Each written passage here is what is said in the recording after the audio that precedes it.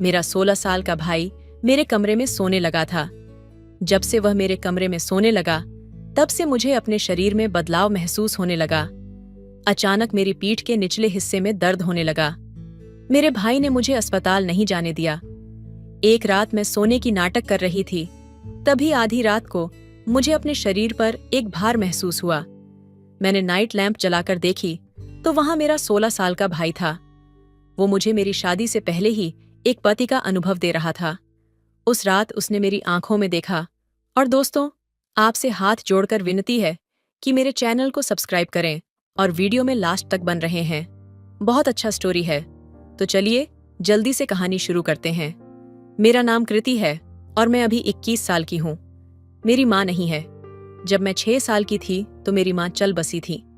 तब से आज तक मेरे पिता ने ही मेरी देखभाल और परवरिश की है। पिछले 7 दिनों से पिताजी अपने ऑफिस की काम के कारण शहर से बाहर गए थे। आज पिताजी 7 दिन के बाद घर लौटे। पिताजी अकेले घर नहीं आए थे, एक औरत भी उनके साथ थी। उस औरत से शादी करके ही पिताजी उसके साथ घर आए थे, लेकिन आज उस औरत और पिताजी का अवतार कुछ अलग ही था। दोनों के गले में नेकलेस था। पिताजी ने घर की नौकरानी मालती को दरवाजे से ही आवाज दिया। उसे पूजा की थाली लेकर दरवाजे पर बुलाया। मालती ने पिताजी और उस औरत की आरती उतारी। जब वह दोनों घर आए तो पिताजी ने कहा, रिया, यह तुम्हारी माँ सौम्या है। हम दोनों अब शादीशुदा हैं। पिताजी की शादी हो गई थी। मुझे इससे कोई दिक्कत नहीं थी, क्योंकि आज तक पिताजी ने कभी अपने बारे में सोचा ही नहीं था। वह अभी इतना बूढ़ा भी नहीं हुए थे। अभी वह 40 साल के थे। मैं भी कब से उनको फोर्स कर रही थी कि पापा, आपको दूसरी शादी कर लेनी चाहिए। पिताजी को वह औरत बहुत ही प्रिय थी। ये बात उन्होंने मुझे नहीं बताई। हालांकि पिताजी की उस औरत से शादी हो जाने पर मुझे बहुत खुशी हुई, क्योंकि मेरे पिताजी की खुशी में मेरी खुशी थी। पिताजी की दूसरी बीवी सौम्या अब मेरी माँ बन गई थी। पिताजी और मेरी नई माँ को घर आने के 10 मिनट के बाद एक लड़का हाथ में 2 बैग लेकर घर आया। मैं इससे पहले उस लड़के को कभी नहीं देखी थी। मैंने उससे पूछा कि वह कौन है, तो लड़के की जगह पिताजी ने मुझे जवाब दिया। उन्होंने कहा, यह तुम्हारा छोटा भाई है और इसका नाम रोहन है। यह सौम्या की पहली शादी से हुआ बेटा है, यानी अब मेरी नई माँ के साथ साथ अब रोहन भी हमारे घर में रहने वाला था। तो मैं पिताजी से बोली, पिताजी, यह मेरा छोटा भाई है या बड़ा? क्योंकि इसे देखने पर मुझे छोटा नहीं लगता। पिताजी ने कहा कि रोहन अभी 16 साल का है और तुम 21 की हो, तो यह तुम्हारा छोटा भाई ही हुआ ना। मैंने भी उसे अपना छोटा भाई ही मान लिया। उसके चेहरे पर जोश था, इसलिए वह मुझे छोटा नहीं दिख रहा था। रोहन बहुत शांत दिख रहा था, लेकिन मुझे नहीं पता था कि वह वैसा नहीं था जैसा वह दिखता था। मैंने सोचा कि वह 16 साल का लड़का है, लेकिन मुझे नहीं पता था कि यह इतना फास्ट होगा। तब रोहन ने मुझसे ज्यादा बात नहीं की थी। पिताजी ने ही उससे मेरा परिचय कराया था। तब वह बस मुझे देखकर मुस्कुराया। हमारे घर में 2 कमरे थे और एक किचन घर में एक कमरा मेरा था और एक पिताजी का था। अब मेरी नई माँ पिताजी के साथ उनके ही कमरे में रहती है। पिताजी ने मुझसे कहा था कि तुम रोहन को अपने कमरे में ही रख लेना। मुझे रोहन को अपने कमरे में रखने में कोई दिक्कत नहीं थी, लेकिन वह मुझे शर्मिंदा कर रहा था, इसलिए वह अपने माँ के कमरे में ही रहता था। एक दिन रात को खाना खाने के बाद पिताजी मेरे कमरे में आए। उन्होंने मुझसे कहा कि कृति, रोहन अभी छोटा है, वह ज्यादा बात नहीं करता, लेकिन अब तुम्हें ही उससे बात करनी होगी। अब से तुम दोनों हमेशा एक साथ ही रहोगे। रोहन रोज अपनी माँ के पास ही सोता है, जिसकी वजह से मैं अपनी पत्नी के साथ ठीक से समय नहीं बिता पा रहा हूँ। तुम समझो कि मेरा आशय क्या है। तुम रोहन से दोस्ती करो और धीरे धीरे उसे अपने कमरे में सोने के लिए मनाओ। मैं समझ गई कि पिताजी का मतलब क्या है। मैंने पिताजी के सामने हाँ में अपना सर हिलाई। पहले ही दिन से मेरी रोहन से दोस्ती बढ़ने लगी। सुबह को जब मेरे पिताजी मेरी नई माँ के साथ ऑफिस चले गए, तो मैं भी हमेशा की तरह अपने कॉलेज चली गई। और कॉलेज जाते जाते रोहन को उसके नए स्कूल छोड़ दी। गर्मी का मौसम था, इसलिए जल्द ही रोहन की गर्मी की छुट्टियां होने वाली थीं। रोहन से दोस्ती करने का यह मौका अच्छा था। अगले कुछ दिनों तक ऐसा ही रहा। गर्मी की छुट्टियां शुरू हो गई हैं। मैं भी उससे बातें करने के लिए घर पर ही रहने लगी। उस दिन माँ और पापा सुबह अपने समय पर ऑफिस चले गए। उनके जाने के बाद रोहन ने सोचा होगा कि मैं भी कॉलेज जाऊंगी, लेकिन उस दिन मैं कॉलेज नहीं गई, बल्कि मैं घर पर ही रुक गई। सुबह 10 बजे तक मैं घर का सारा काम कर ली थी। रोहन पिताजी के कमरे में बैठकर वही किताब पढ़ रहा था। मैं उससे बातचीत करने के लिए अपने माता पिता के कमरे में गई। मुझे देखकर रोहन ने बस एक प्यारी सी मुस्कान दिया और फिर से अपनी गर्दन नीचे करके किताब पढ़ने लगा। मुझे वह बहुत शर्मीला लड़का लग रहा था। मैं उसके पास गई और उसके हाथ से किताब ले ली। फिर भी रोहन कुछ नहीं बोल रहा था। मैंने उसे कहा, रोहन, जब से मैं इस कमरे में आई हूं, अगर मैं तुम्हें थोड़ा भी छेड़छाड़ न करूं तो तुम मुझसे बात करने को भी तैयार नहीं हो। मुझे लगता है तुम मुझे अपनी बड़ी बहन नहीं मानते हो। मेरे कहने के बाद रोहन ने सिर्फ सिर हिलाया। मैं उससे फिर से बात करना शुरू कर दी। मैं उससे बोली, भाई, गर्मी की छुट्टियां पढ़ाई के लिए नहीं है, बल्कि उछल कूद करने के लिए भी है, और तुम हो कि छुट्टियों में भी पढ़ रहे हो। चलो हॉल में बैठो और कोई मूवी देखो।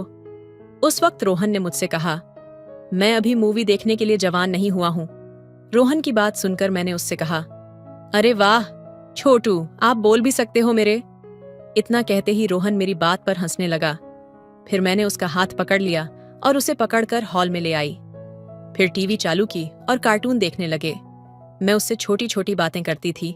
वह मेरे बातों का जवाब देने लगा था। अब धीरे धीरे वह मेरे साथ घुल मिल रहा था।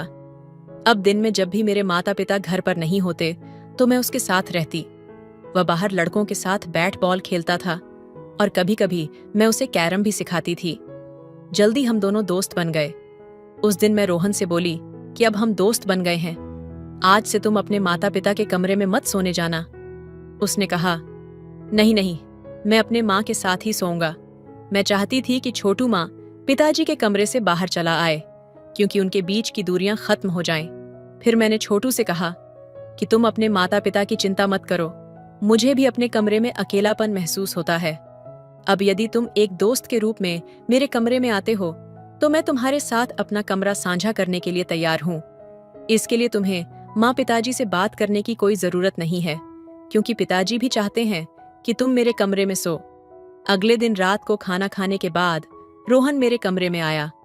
तब मैं अपने कमरे में बिस्तर लगा रही थी, तभी माँ भी मेरे कमरे में आ गई। माँ ने छोटू से कहा, सोने का समय हो गया है, वैसे भी तुम अभी कृति के कमरे में क्या कर रहे हो। माँ की बात सुनते ही छोटू डरने लगा। मैं समझ नहीं पा रही थी कि वह उनसे इतना डरता क्यों है।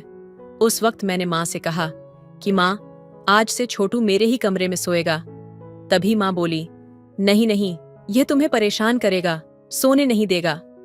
फिर मैं माँ के करीब जाकर उनके कानों में कही कि माँ, जब से आपकी और पिताजी की शादी हुई है तब से आप अपने पति को ठीक से समय नहीं दे पाती होंगी, लेकिन अब से आप चिंता मत करना। छोटू मेरे साथ मेरे कमरे में ही रहेगा। वह उसे अपने साथ कमरे में ले जाने के लिए दबाव बना रही थी। माँ को पिताजी के साथ कुछ अच्छा समय बिताने का मौका मिल रहा था, लेकिन माँ ऐसा नहीं चाहती थी। वह छोटू को अपने कमरे में ले जाने लगी, लेकिन मैंने उसे रोक दिया। जब हम बात कर रहे थे तभी पिताजी वहां आए। पिताजी ने भी छोटू को मेरे कमरे में सोने के लिए कह दिया। तभी माँ ने पापा की बात सुनी। बात खत्म करते ही पिताजी चले गए, लेकिन माँ जाते जाते मेरे कान में फुसफुसाई। वह मुझसे कहने लगी, कृति, यदि तुम छोटू को अपने कमरे में रखने के लिए इतनी जिद करती हो तो मुझे कोई आपत्ति नहीं है, लेकिन सावधान, वह भी अब बड़ा हो रहा है। मैंने अपनी माँ की बातों को दिल पर नहीं लिया। मैंने सोचा कि उसने किसी सामान्य बात के लिए ऐसा कुछ कहा होगा, लेकिन मुझे इस बात का अंदाजा नहीं था कि मुझे इसका ऐसा अंजाम भुगतना पड़ेगा। मुझे क्या पता था कि छोटू मुझे मेरी शादी से पहले ही मुझे मेरे पति जैसा अनुभव देने वाला है। उस रात छोटू मेरे कमरे में मेरे बिस्तर पर सो रहा था। सो जाने के कुछ देर बाद मुझे अपने शरीर पर किसी का हाथ महसूस हुआ। मैं तब गहरी नींद में सो रही थी, लेकिन मुझे अपने शरीर पर किसी का हाथ महसूस हो रहा था। फिर मैंने अपनी आंखें खोली और तभी छोटू अपना छोटा सा हाथ मेरे शरीर से दूर कर दिया, लेकिन थोड़ी देर बाद उसने फिर मुझ पर हाथ रख दिया। मुझे लगा कि उसे अपनी माँ के शरीर पर हाथ रखकर सोने की आदत होगी। फिर भी वह मेरे सामने मेरा छोटा भाई था। छोटा भाई होने के नाते मैंने इसे नजरअंदाज कर दिया और मैंने उसके बाद उसका हाथ अपने शरीर से नहीं हटाया। फिर अगले दिन रात के 2 बजे अचानक मेरी नींद खुली तो मैं अपने बगल में छोटू को देखी तो नजर नहीं आया। फिर मैंने किचन और बाथरूम देखी, वहां भी नहीं था। फिर मैं माँ और पिताजी के कमरे की तरफ बढ़ी तो मैंने छोटू को अपने माता पिता के कमरे में झांकते हुए पाया। मैं सोच में पड़ गई कि इतनी रात को वह अपने माता पिता के कमरे में क्या देख रहा है। मैं जब कमरे के करीब पहुंची तो देखकर चौंक गई, क्योंकि उस समय माँ और पिताजी के कमरे का दरवाजा थोड़ा खुला था और छोटू माँ और पिताजी की निजी चीजों को देख रहा था। फिर मैंने उसका हाथ खींच लिया और उसे कमरे से दूर धकेल दिया। मैंने उसे कहा, क्या तुम पागल हो गए हो? छोटू, वे आपके माता पिता हैं और इस समय आपको अपने माता पिता के कमरे में ताक झांक करना बिल्कुल भी शोभा नहीं देता। मेरी बात सुनकर छोटू सिर झुकाकर मेरे कमरे में चला गया। उसके बाद मैं भी अपने कमरे में चली गई। जब मैं कमरे में दाखिल हुई तो देखा कि छोटू बिस्तर के किनारे बैठा हुआ है। उसका चेहरा अभी भी उतरा हुआ था। मैं उसके पास जाकर बैठी। मैंने अपना हाथ उसके हाथ पर रख दिया। तभी मेरे हाथों पर आंसू गिर पड़े। फिर मैंने छोटू की तरफ देखा तो उसकी आंखों में आंसू थे। मैंने उससे कहा, ऐसा क्या हुआ जो तुम रोने लगे? इस पर उसने कहा, बहन, मुझे माँ की बहुत याद आती है। मुझे माँ के बिना नींद नहीं आती। थोड़ा रोने के बाद मैं छोटू को गले लगाई और मैंने उसे एक माँ की तरह अपने पास रखा। मैं उसकी भावनाओं को समझ सकती थी, लेकिन माता पिता को भी एक दूसरे के साथ समय बिताना जरूरी था। बार बार छोटू अगर उनके बीच में जाएगा तो वह एक दूसरे को समय नहीं दे पाएंगे। मैं घर भर में बहुत समझदार थी। छोटू तो और भी छोटू था, लेकिन मैं अब उस सारी स्थिति का ध्यान रख रही थी। मैं छोटू को माँ के कमरे में नहीं जाने दे सकती थी और उसका रोना भी मुझसे देखा नहीं गया। अब मैं छोटू को एक माँ की तरह समझना चाहती थी, इसलिए उसे मैंने एक माँ की तरह गले लगाया। लेकिन धीरे धीरे छोटू का पैर फिसलने लगा। मैं अपने छोटे भाई के रूप में करीब आ रही थी, परंतु मैं उसका स्पर्श के माध्यम से उसकी भावनाओं को अलग तरह से महसूस कर सकती थी। तभी छोटू ने अचानक अपना हाथ मेरी पीठ पर फिराना शुरू कर दिया। फिर मैंने तुरंत उसे धक्का देकर अपने से दूर कर दिया। मैंने उसे सोने को कहा। कुछ देर बिस्तर पर सोने के बाद छोटू फिर से मेरे पास आया और मेरे शरीर पर अपना हाथ रख दिया। इस वक्त वह नींद में था। वह नींद में बड़बड़ा रहा था। वह कह रहा था, माँ, मुझे देर मत करो। मुझे लगा कि उसे अपनी माँ की याद आ रही है, तो आज भी मैंने उसका हाथ अपने बदन से नहीं हटाया और सो गई। इसलिए अगली सुबह मैं थोड़ी देर से उठी। मम्मी पापा ऑफिस गए हुए थे। छोटू नाश्ता करके वह हमेशा की तरह हॉल में बैठकर टीवी देख रहा था। मैं उठी और अपने कमरे में सीधा बाथरूम में चली गई। मैं नहाकर बाथरूम से बाहर आई। तब मैं बहुत छोटे कपड़ों में थी। अभी मेरे कमरे में कौन आएगा?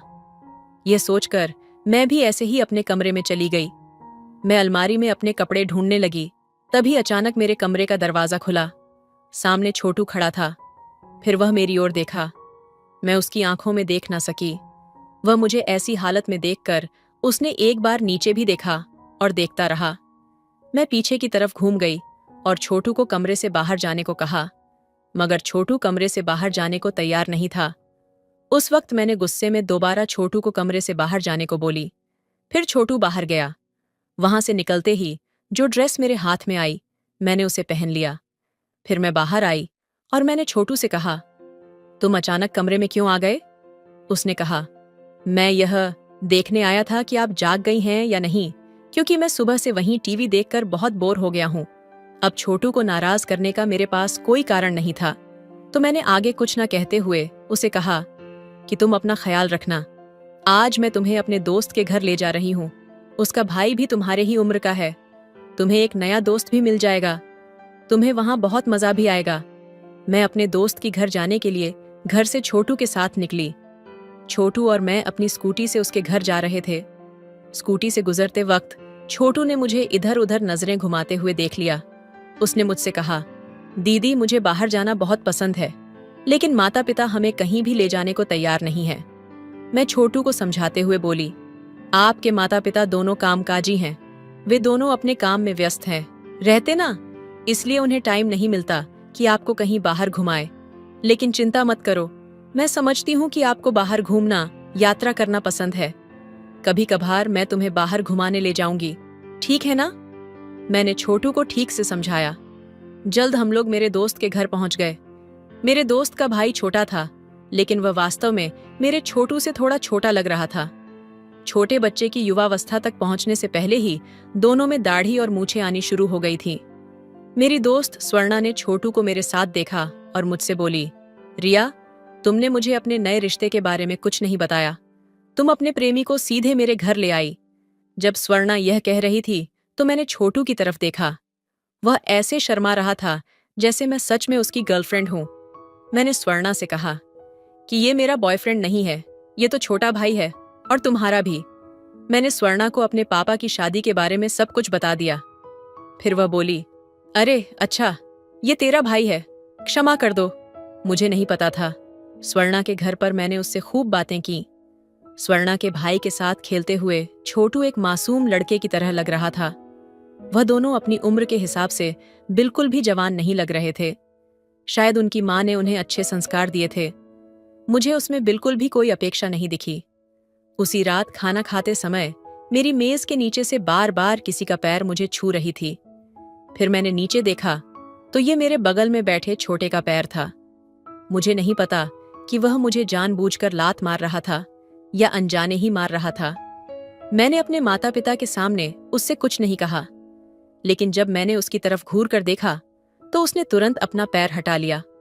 उस रात जब मैं किचन साफ करके अपने कमरे में जा रही थी तो मैंने देखा कि माँ हॉल में छोटू से बात कर रही है। मुझे लगा कि वह उसे गुस्सा दिला रही है। जब मैं वहां गई तो माँ मुझे देखकर हंसने लगी।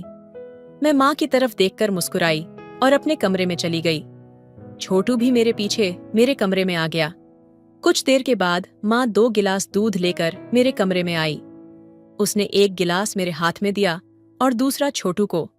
माँ ने मेरे सिर पर हाथ रखकर कहा, कृति बेटा, जब से घर आई हूं मैंने तुम्हें ज्यादा करीब नहीं रखा है। इसके बजाय तुम मेरी जगह एक माँ की तरह छोटे बच्चे की देखभाल कर रही हो।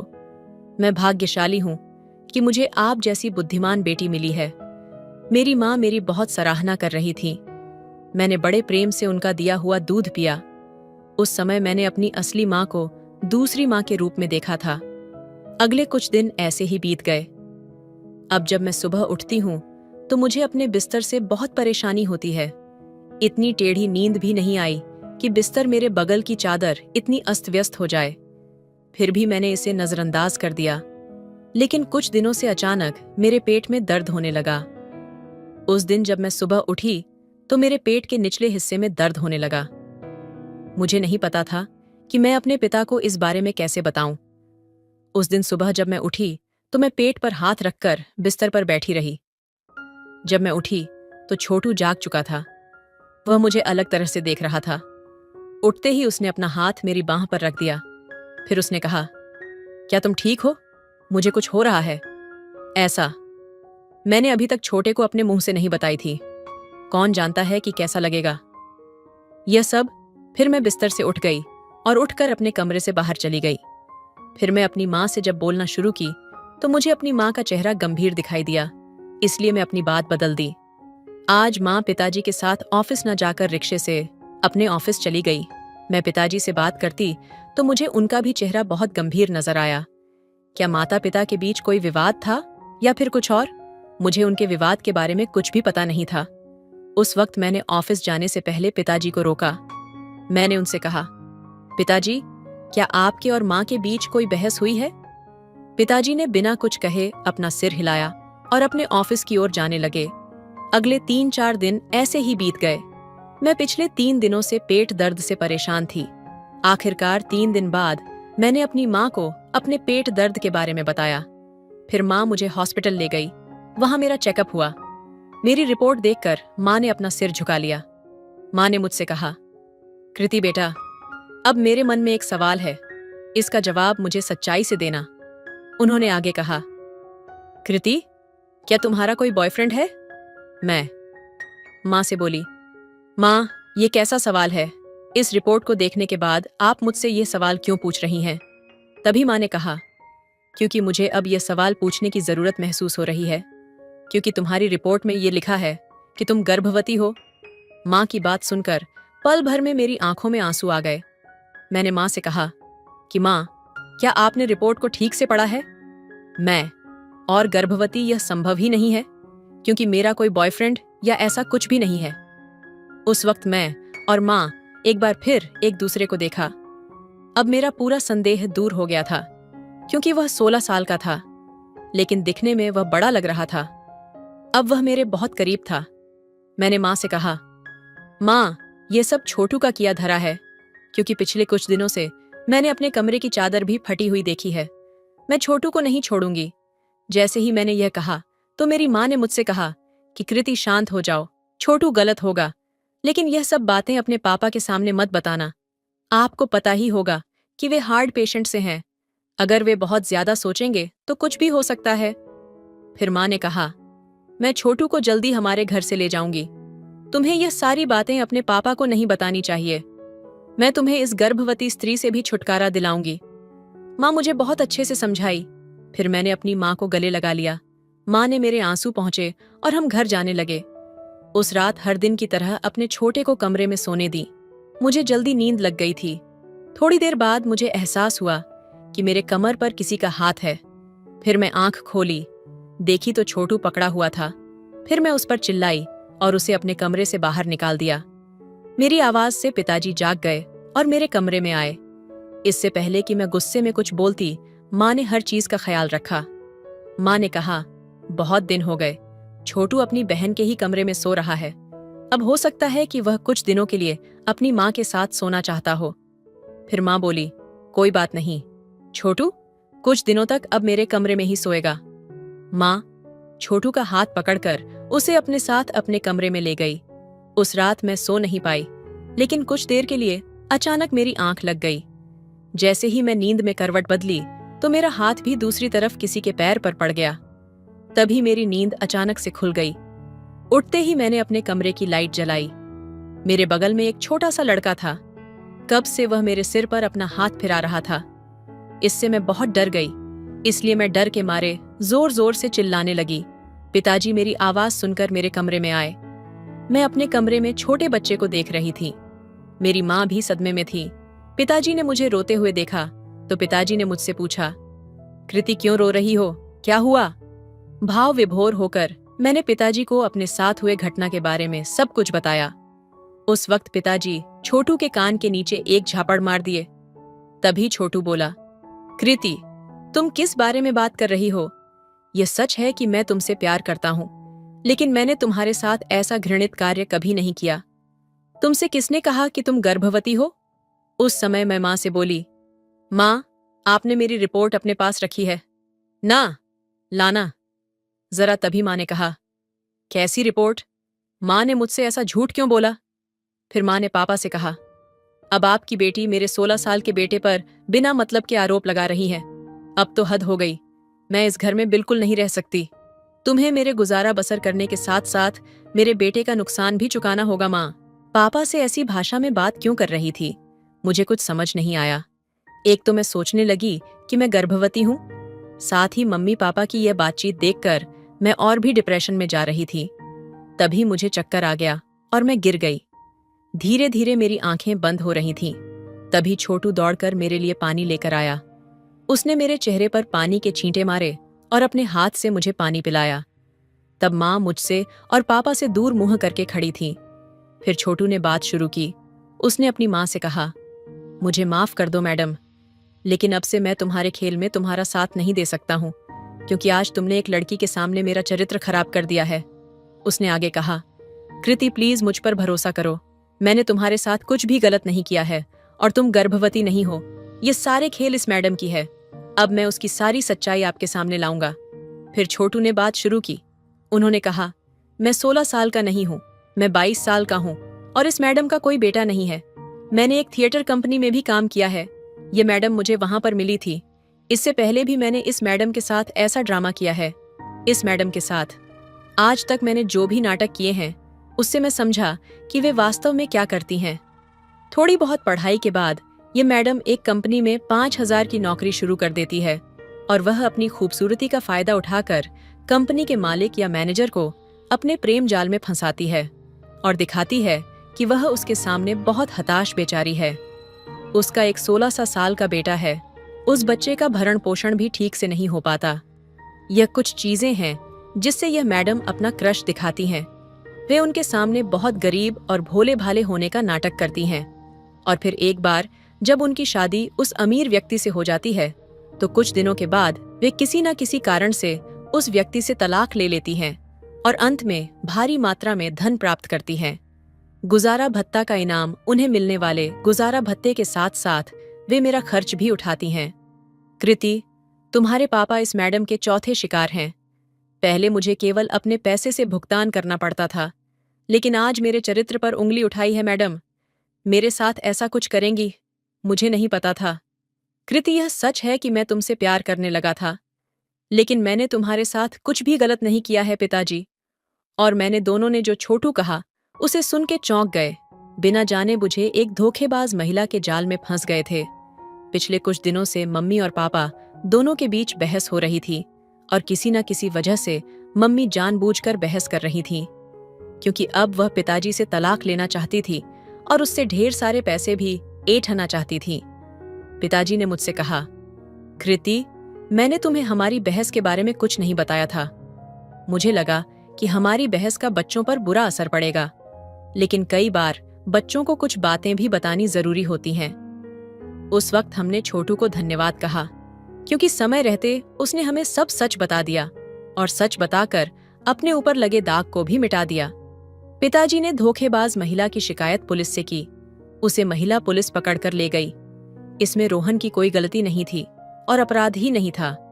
वह जो कुछ भी कर रहा था वह पैसे के लिए था, लेकिन उसने भी गलत इंसान का साथ दिया था, इसलिए उसे 3 महीने की सजा भी हुई। सब कुछ तय होने के बाद पिताजी मुझे अस्पताल ले गए और मेरा चेकअप करवाया। मेरे पेट दर्द और अन्य परेशानी का कारण एक जीवाणु संक्रमण था। मैं बहुत कम पानी पीती थी। गर्मी का महीना था और मुझे संक्रमण हो गया। इससे मेरे पेट में दर्द होने लगा। वह अस्पताल जहां मेरी माँ मुझे ले गई थी, वहां उसने अतिरिक्त पैसे देकर मेरे गर्भवती होने की झूठी रिपोर्ट बनवा दी थी और फिर मुझे गुमराह भी करी थी, लेकिन उसे अपनी गलती की अच्छी सजा मिली। उस दिन के बाद मेरे पापा ने शादी का ख्याल अपने दिमाग से बिल्कुल निकाल दिया। पिताजी अब मेरी शादी को लेकर भी सतर्क हो गए। तो दोस्तों, ये थी हमारी आज की कहानी। आपको ये कहानी कैसी लगी कमेंट करके जरूर बताएं। मैं एक हसीन लड़की थी और अपने घर में अकेली रहती थी। एक दिन एक 15 साल का लड़का मेरे पास आया और मुझसे एक ऐसी ख्वाहिश की जिसे सुनकर मेरी जान निकल गई। मैंने कभी सोचा नहीं था कि इतना छोटा बच्चा इतनी बेबाकी से ये ख्वाहिश जाहिर करेगा, पर क्या करती। मैं हसीन थी और मुझे पैसों की बहुत जरूरत थी। मैंने सोचा कि ये बच्चा मेरा क्या बिगाड़ लेगा, ज्यादा से ज्यादा 5-7 मिनट ही टिक सकेगा, फिर मेरा तो दोनों तरफ से फायदा था। यही सोचकर मैंने उसकी बात मान ली कि वह अपनी ख्वाहिश पूरी कर ले। लेकिन जिसे मैंने बच्चा समझकर इजाजत दी थी, उसने तो पूरी रात ही मेरी चीखें निकाली। दोस्तों, आपसे हाथ जोड़कर विनती है कि मेरी चैनल को सब्सक्राइब जरूर कीजिए। वीडियो में लास्ट तक बने रहिए, बहुत ज्यादा मजा आने वाला है। तो चलिए कहानी शुरू करते हैं। मेरी उम्र 30 साल थी, लेकिन मैं अपनी उम्र से कहीं ज्यादा छोटी लगती थी। मुझे पैसों की बहुत ज्यादा जरूरत रहती थी, लेकिन कोई तरीका समझ नहीं आता था, क्योंकि मेरा शौहर बीमार रहता था। एक दिन मैं घर में अकेली थी और बिना दुपट्टे के ही काम कर रही थी जब वह 15 साल का लड़का हमारे घर में आया। जिन नजरों से वह मुझे देख रहा था, मुझे समझ आ गया था कि वह क्या चाहता है। सलाम दुआ करने के बाद उसने कहा, मैडम, मैं तन्हा हूं और अकेले ही आपसे मामला तय करना चाहता हूं। एक बार देकर देखें, मैं आपको शर्मिंदा नहीं करूंगा, बल्कि आपकी जरूरत पर पूरा खरा उतरूंगा। मैंने सर से पांव तक उसे देखा। कद काठी में वह बेहतर था, लेकिन उम्र में छोटा था। मैंने उससे माफी मांगी और कहा, मैं तुम्हारे साथ इस तरह का कोई मामला तय नहीं कर सकती। तुम अभी छोटे हो और मुझे नहीं लगता कि इन बातों के लिए तुम्हारी उम्र है। वह मुस्कुराकर कहने लगा, दीदी, मेरा 5 साल का तजुर्बा है। मैं 10 साल का था, तब से यही काम कर रहा हूँ। मेरे आगे पीछे कोई नहीं है। मैं अकेला ही अपने काम में माहिर हूँ। आप मुझ पर भरोसा करें, आपको पछताना नहीं पड़ेगा, बल्कि आप अपने इस फैसले पर खुश होंगी। इस बार मैं वाकई हैरान हुई। वह बच्चा अकेला कैसे यह सब कह रहा था। मैंने उससे पूछा, तुम्हारे माँ बाप कहाँ हैं? वह कहने लगा, मैं तन्हा हूँ। तुमसे पहले मैं यहाँ वहाँ की ठोकरें खाता था। फिर मैंने यही वाला काम शुरू किया और काम चल पड़ा। अब मैं काम बढ़ाना चाहता हूँ, इसलिए आपसे बात करने आया हूँ। अगर आप मेरा साथ देंगे तो मैं आपके भी बहुत काम आऊंगा। उसकी आखिरी बात सुनकर मैं चौंक गई थी। मुझे वाकई किसी ऐसे बच्चे की जरूरत थी जो ऊपर के कामकाज कर देता, और वह खुद से ही मुझे यह ऑफर कर रहा था। फिर दूसरी बात यह थी कि उसके साथ मामला तय करने पर मुझे हर महीने रकम भी मिल जाती, जिससे मेरा गुजारा आसानी से हो जाता। मगर फिर यह ख्याल भी आया कि अगर यह वक्त पर मुझे पैसे ना दे सका तो मेरे लिए मुश्किल हो जाएगी। खैर, वह 15 साल का था और मैं आसानी से उसे अपनी हर बात मनवा सकती थी। इसलिए अपना फायदा देखकर मैंने मामला पक्का किया, क्योंकि मैं भी अकेली थी। मैंने घर के साथ दुकान उसे किराए पर दे दी। उसका नाम आदित्य था और कहने लगा कि दीदी, मैं रिहाइश भी दुकान में ही रखूंगा, क्योंकि मेरे आगे पीछे कोई नहीं है। अब तक मैं यह काम सड़क पर ही कर रहा था, लेकिन अब दुकान में करूंगा। मुझे क्या एतराज हो सकता था, दुकान ही तो थी। मैंने कहा, जो तुम्हें ठीक लगता है करो, बस मुझे वक्त पर पैसे दे देना। और फिर उसने दुकान में औरतों के सामान की कुछ चीजें लाकर डाल दी, और यह देखकर मैं हैरान रह गई कि 2-3 दिन में ही उसका काम चल पड़ा था।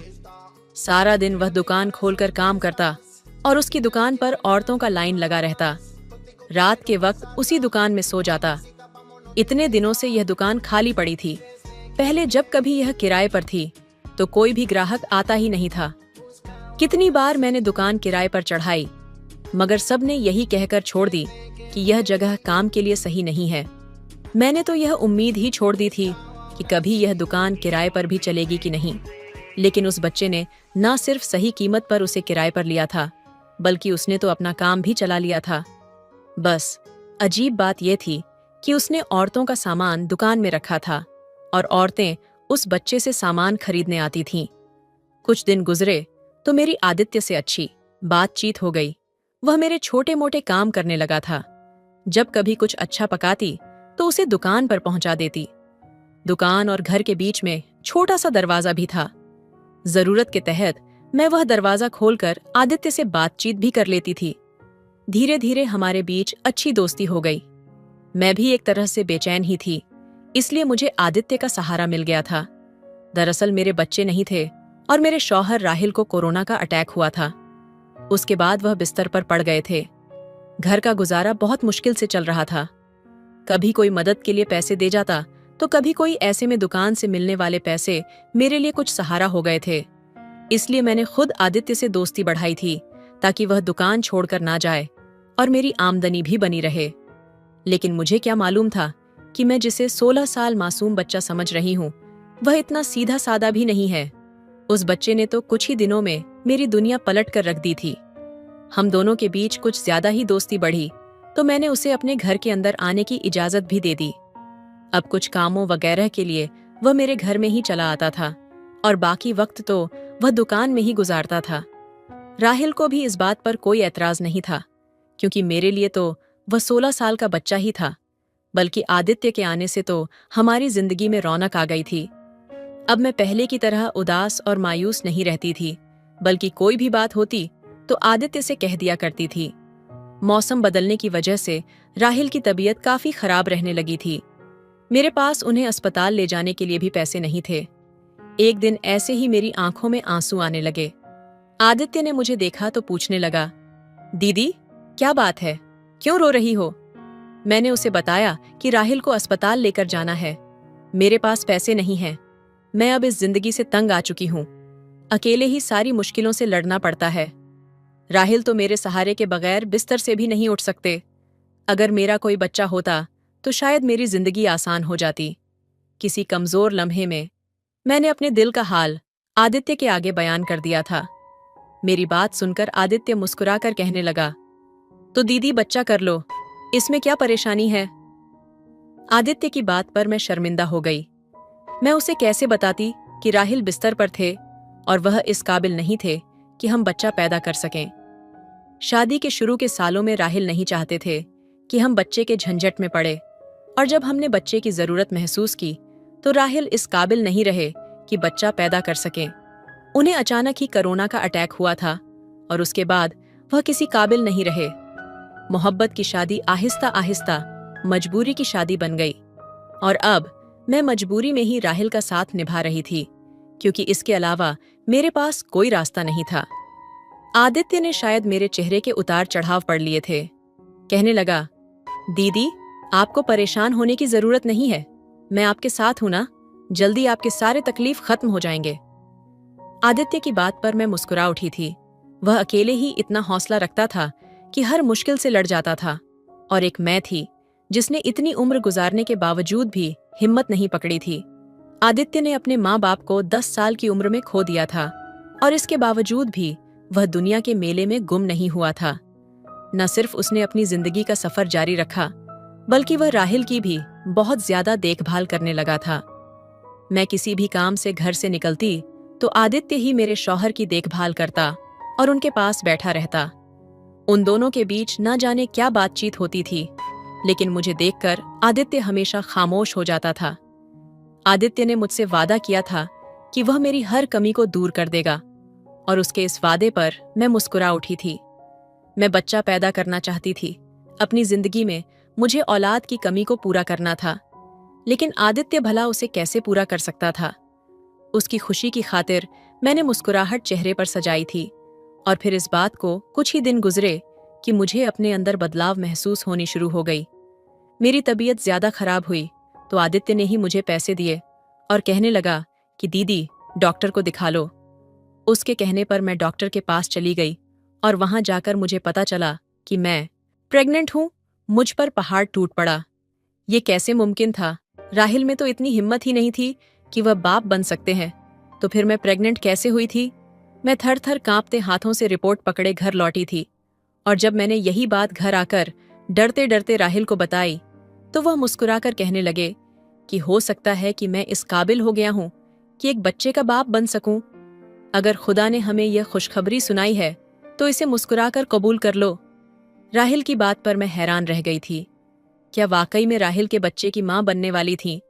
ये बात ऐसी थी कि मुझे यकीन ही नहीं आ रहा था। मुझे तो राहिल की हालत में कोई बदलाव नजर नहीं आया था, फिर यह कैसे मुमकिन था? खैर, मैंने भी इस बात को कबूल कर लिया कि मैं राहिल के बच्चे की मां बनने वाली हूं। अब मैं अपना ख्याल रखने लगी। आदित्य को भी यह बात पता चल गई थी। वह भी बड़ा खुश था, जैसे उसके घर बच्चा होने वाला हो। जैसे मुझे दुकान से छुट्टी मिलता, मैं घर में आता और राहिल को नहलाने धुलाने का काम अपने ही जिम्मे ले लिया था। राहिल की अक्सर वही देखभाल करने लगा था, क्योंकि अब तो मेरी हालत भी ऐसी नहीं थी। पहले भी वह राहिल के पास आकर काफी देर बैठा करता था, इसलिए तो मुझे लगता था कि आदित्य के आने से मेरी जिंदगी बदल गई है। अब तो वह मेरे लिए कभी फ्रूट लाता तो कभी जूस। उसकी दुकान ठीक ठाक चल रही थी, और फिर ऐसे ही दिन पर दिन गुजरते चले गए, और फिर पूरे 9 महीने बाद जाकर मैंने खूबसूरत से बच्चे को जन्म दिया, जो ना ही मेरे जैसा था और ना ही राहिल जैसा। बल्कि हैरत की बात थी कि वह हूबहू आदित्य के जैसा लग रहा था। मैं कभी अपने बच्चे की शक्ल देखती तो कभी आदित्य की, और फिर आदित्य ने खुद ही हंसकर ऐसी बात कही कि मैं चौंक गई। उसने कहा, दीदी, दिन रात आपने मुझे इतना ज्यादा देखा है कि आपका बच्चा भी मेरे जैसे लगने लगा है। कहते हैं कि जिसे माँ प्रेग्नेंट के दिनों में ज्यादा देखती है, बच्चा उसी पर जाता है। आदित्य की बात पर मैं न सिर्फ चौंकी बल्कि शर्मिंदा भी हुई। इतनी कम उम्र में ही उसे इन सब बातों की भी मालूम थी। मेरी गोद में बच्चा आ गया था। मेरी खुशी की ठिकाना नहीं थी। मैं अपने बच्चे को लेकर घर आई तो जैसे मेरी जिंदगी में बाहर आ गई, लेकिन अब खर्चा पहले से भी ज्यादा बढ़ गया था। समझ नहीं आ रहा था कि यह खर्चा कैसे पूरा होगा। और फिर आदित्य ने ही मुझे बच्चे के खर्चे के लिए भी पैसे देने शुरू कर दिए। मेरी और मेरे बच्चे की जिम्मेदारी उसी ने पूरी तरह उठाई थी। बल्कि हमारी क्या, राहिल को भी वह बिल्कुल सेवा पानी कर रहा था। मैं तो उसे छोटे भाई की तरह सोच रखने लगी थी, क्योंकि उसी की बदौलत हमारे हालात अच्छे हो गए थे। और फिर मेरा बच्चा 6 महीने का हुआ और मुझे पता चला कि मैं फिर से प्रेग्नेंट हूं। मैं फिर से हैरान रह गई। इतनी जल्दी मैं दोबारा प्रेग्नेंट कैसे हो गई, जबकि मेरी शादी को तकरीबन 8 साल होने वाले थे और अब तक एक बार भी प्रेग्नेंट नहीं हुआ था। मुझे डर लग रहा था कि मैं इतनी जल्दी दूसरे बच्चे की जिम्मेदारी कैसे उठाऊंगी। मेरा तो पहला बच्चा ही छोटा था और फिर राहिल की जिम्मेदारी अलग। मैं इसी परेशानी में थी कि राहिल ने मुझे समझाया और कहने लगे, जब खुदा की तरफ से आशीर्वाद मिल रही है तो इनकार ना करो और इसे ले लो। जहां पहला बच्चा पैदा होकर हमारे पास आ गया है, वहीं दूसरा भी आ जाए। मैंने सर झुकाकर राहिल से कहा, हमारी जिम्मेदारी आदित्य के कांधे पर है, जो हमारा कुछ नहीं लगता। अब ये बच्चा आएगा तो इसका खर्चा भी आदित्य के कांधे पर आ जाएगा, और मेरा दूसरा बच्चा भी इस दुनिया में आ गया। मैं 2 बच्चों को इस कदर लेकर मसरूफ हो गई कि मुझे राहिल का ख्याल रखने की फुर्सत ही नहीं होती। उन्हें तो आदित्य ने ही पूरी तरह संभाल लिया था। वक्त बहुत तेजी से गुजर रहा था। अब तो मेरा और आदित्य का साथ इस कदर दोस्ताना था कि हम एक दूसरे से दिल की हर बात कहने लगे थे। मैं सारा सारा दिन बच्चों के पीछे पागल होती और रात को थक कर गहरी नींद सो जाती। आदित्य अक्सर रात को मेरे बच्चे संभालने के लिए जाया करता था और वह उन्हें अपने साथ सुला लेता था। यह बात भी मेरे लिए बड़ी हैरान करने वाली थी कि 16 साल का बच्चा किस तरह सारी रात 2 बच्चों को आसानी से संभाल लेता है। आदित्य ने मुझसे कभी इस बात की शिकायत नहीं की थी कि बच्चे उसे तंग करते हैं या उसकी नींद खराब होती है, बल्कि वह बहुत खुशी से मेरे बच्चे ले जाता था और मुझे भी सुकून का सांस मिलता था। हर तरह की जिम्मेदारी आदित्य ने ही उठा ली थी, चाहे वह मेरे कपड़ों की हो या बच्चों की। कम उम्र में ही वह हमारा पूरा घर चला रहा था, लेकिन मुझे शर्म आती थी क्योंकि वह बिल्कुल गैर है। अचानक आदित्य किसी काम से कमरे में आ गया। वैसे ही बेधड़क मेरे कमरे में आ जाया करता था। उसने मेरी बात सुन ली और फिर आंखों में आंसू लिए कहने लगा, आप मुझे गैर समझती हैं। मैंने तो आपको अपना सब कुछ मान लिया है। मैं आप लोगों की खातिर कुछ भी कर सकता हूं। मैं जान गई हूं कि आप फिर से प्रेग्नेंट हैं। आप अपना ख्याल रखें। खर्चे की फिक्र आप ना करें। आपकी दुकान में बहुत बरकत है और आपके नसीब से मुझे यह सब मिल रहा है। वह हमेशा इस तरह बातें करता था, इसलिए वह मुझे और भी अच्छा लगता था। 3 बच्चों की मां बनने के बाद मैं पूरी तरह बदल गई थी। मेरे अंदर अब पहले जैसी उदासी नहीं रही थी। सारा दिन कहाँ गुजरता था पता ही नहीं चलता था। यहाँ तक कि मैंने राहिल को भी नजरअंदाज कर दिया था। एक रात मेरे तीनों बच्चे बहुत ज्यादा तंग कर रहे थे तो आदित्य आ गया और कहने लगा, दीदी इन्हें मुझे दे दे और आप सुकून से सो जाएं। मैंने खुशी खुशी बच्चे आदित्य को पकड़ा दिए। वह हमेशा की तरह मेरे लिए दूध लेकर आया था। मेरी तरफ दूध का गिलास बढ़ाकर कहने लगा, अपना ख्याल रखा करें। मैंने दूध का गिलास पकड़ा और आदित्य का शुक्रिया अदा किया। वह बच्चों को लेकर चला गया। इत्तेफाक से मेरे हाथ से दूध का गिलास छूटकर गिर गया और मेरा काम बढ़ गया। मैंने दोबारा से कमरा साफ किया और सफाई करके बिस्तर पर लेट गई। कुछ ही देर गुजरी थी कि मुझे ऐसा महसूस हुआ जैसे कोई मेरे कमरे में मौजूद हो। मेरी सांस रुकने लगी थी। ऐसा लग रहा था जैसे कोई चोर आया हो। फिर मुझे अपने बिस्तर के करीब किसी का एहसास हुआ। किसी ने मेरे वजूद के साथ खेलने की कोशिश की तो मैं उठकर बैठ गई और चीखने चिल्लाने लगी। मेरी चीख की आवाज पर राहिल की भी आंख खुल गई। मैंने जल्दी से कमरे की लाइट जलाई। यह देखकर मेरे रोंगटे खड़े हो गए कि हमारे ही मोहल्ले का एक आदमी मेरे ऊपर झुकने के लिए मेरे पास खड़ा था। मैं उसे देखकर दंग रह गई थी। पहले तो वह शर्मिंदा हुआ, फिर कहने लगा, दीदी मैंने कुछ नहीं किया। आपके शौहर ने मुझे खुद इजाजत दी थी कि मैं हर रात आपका सौदा करूं। इसलिए मैं कोई ना कोई ग्राहक ढूंढता और सौदा करता और पैसे ले लेता और फिर यही पैसे आप लोगों पर खर्च कर देता। दरअसल घर के हालात की वजह से राहिल भाई बहुत परेशान थे। वह किसी तरह इस परेशानी को खत्म करना चाहते थे। जब उन्हें पता चला कि मैं औरतों की खरीदो फरोख्त का काम करता हूं, तो उन्होंने खुद मुझे इस बात की इजाजत दी। रात आपके कमरे में मैं ही मौजूद होता था, जो आपकी इज्जत से खेलना चाहता था। मेरी चीख की आवाज पर आदित्य भी दौड़ता हुआ चला आया था। उसे देखकर वह आदमी कहने लगा, आदित्य तूने तो कहा था कि यह अपने होश में नहीं होगी। मैं आसानी से अपनी ख्वाहिश पूरी कर सकता हूं, लेकिन यह तो जाग रही है। उस आदमी की बात सुनकर मेरे कदमों तले से जमीन खिसक गई। आदित्य घबराकर मेरी तरफ देखने लगा। मुझे समझ नहीं आ रहा था कि यह क्या काम है। वह आदमी गुस्से में गालियां देते हुए निकल गया था। मैंने नफरत से आदित्य से पूछा, यह सब क्या है? तब जाकर आदित्य ने कहा, आपके शौहर के पास इतने पैसे नहीं थे कि वह इस घर को चला सकें, इसलिए उन्होंने मुझे मजबूर किया कि मैं आपका सौदा करूं। जब कोई गाहक मिलता तो मैं आपके बच्चों को ले जाता और नींद की दवा दूध में डालकर आपको दे देता। आप सो जाती और गाहक आपको इस्तेमाल करके चला जाता। ये तीनों बच्चे भी किसी न किसी गाहक के ही हैं, क्योंकि राहिल भाई तो बाप बनने की औकात नहीं रखते। मैंने आपके साथ कुछ गलत नहीं किया। जो आपके शौहर ने कहा, मैंने वही किया। मैंने आपको उसकी मर्जी से ही बेचा है। आदित्य की बात सुनकर मेरे रोंगटे खड़े हो गए। मैंने हैरत से पलटकर राहिल को देखा। वे नजरें चुराए और फिर खुद ही कहने लगे, मेरी बीमारी की वजह से घर के हालात खराब हो गए। मैं तुम्हें औलाद भी नहीं दे सका। खाने के लाले पड़ने लगे थे। ये सब देखकर मेरा दिल जलता था, लेकिन मैं कुछ नहीं कर सकता था।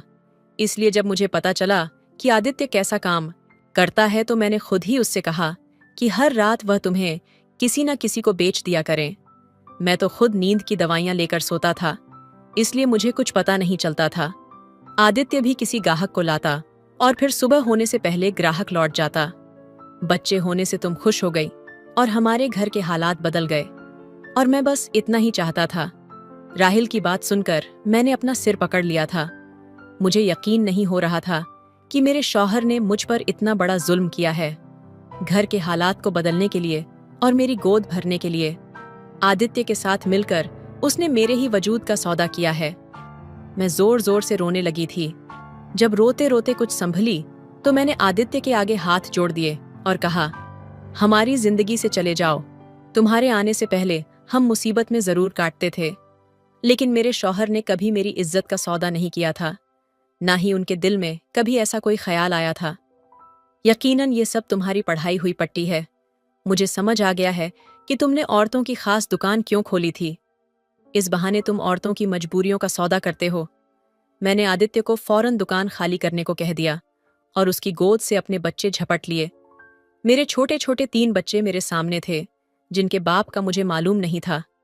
मुझे तो अपने आप पर अफसोस था कि मैं किस कदर बेवकूफ निकली, जो यह जान नहीं पाई कि यह बच्चे मेरे शौहर के नहीं हैं।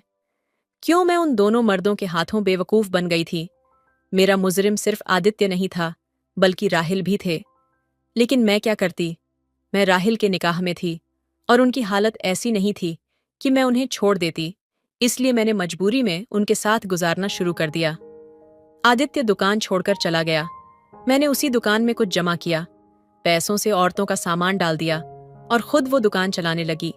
ग्राहक तो पहले ही बन चुके थे, इसलिए मेरी दुकान चल गई और गुजारा होने लगा।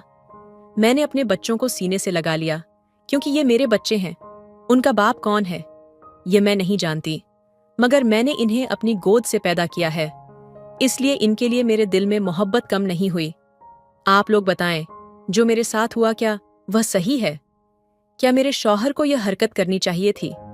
क्या घर के हालात सुधारने के लिए कोई मर्द अपनी औरत की इज्जत का सौदा कर सकता है? क्या मुझे अपनी औलाद को छोड़ देना चाहिए? क्या आजकल के दौर में किसी भी कम उम्र या जवान लड़के पर भरोसा करना चाहिए? कमेंट बॉक्स में अपनी राय जरूर दे। धन्यवाद।